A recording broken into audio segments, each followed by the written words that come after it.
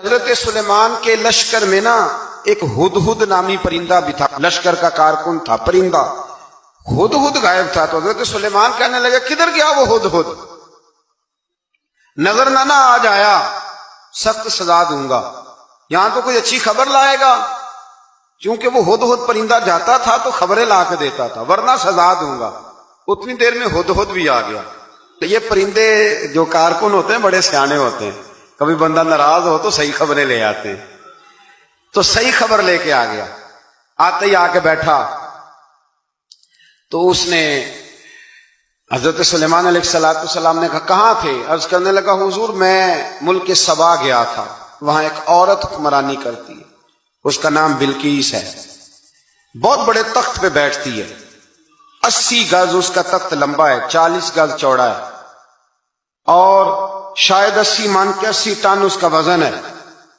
تو حضور وہ سورج کو پوچھتے ہیں، تو حضرت سلیمان نے فوراً خط لکھا، فرمایا جا کے اسے میرا خط دے دو کہ یہاں تو کلمہ پڑھ کے ہماری فرما بردار بن جائے، ورنہ تیار ہو جائے، جو اللہ کے غیر کو پوچھتے ہیں ہم ان کے خلاف جنگ کریں گے۔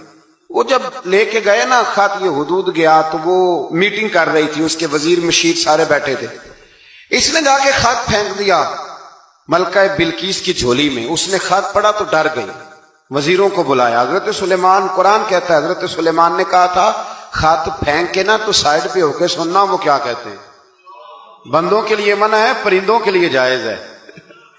بندوں کے لیے منع ہے سائڈ پہ ہو کے سننا، ہاں جس کی جاسوسی کی ڈیوٹی ہو، کفر کی جاسوسی کی، اس بندے کے لیے بھی جائز ہے۔ تو یہاں ایک تو وہ پرندے تھے، دوسرا کفر کی جاسوسی کر رہے تھے، سائڈ پہ ہو کے سننے لگے۔ تو ملکہ بلقیس کہنے لگی اب کیا کرنا ہے، یہ خط آیا ہے۔ تو وہ کہنے لگے ہم تیار ہیں، آپ حکم کریں، ہم لڑنے کو تیار ہیں، لڑیں گے۔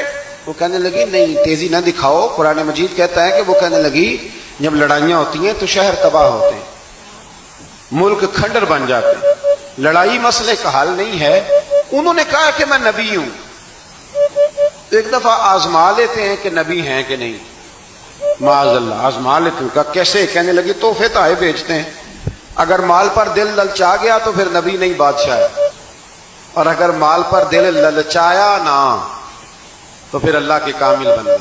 یہ فرق اس نے اس وقت بیان کیا۔ اس نے 500 کنیزیں، 500 غلام، بڑے شاندار لباس پہنا کے، 500 گھوڑا بڑا تگڑا، اس کے اوپر مال و اسباب رکھ کے تیاری کرا کے حضرت سلیمان کی طرف بھیجا۔ ہدہد پہلے سے خبر لے کے آ گیا، حضور اس نے یہ پروگرام بنایا ہے۔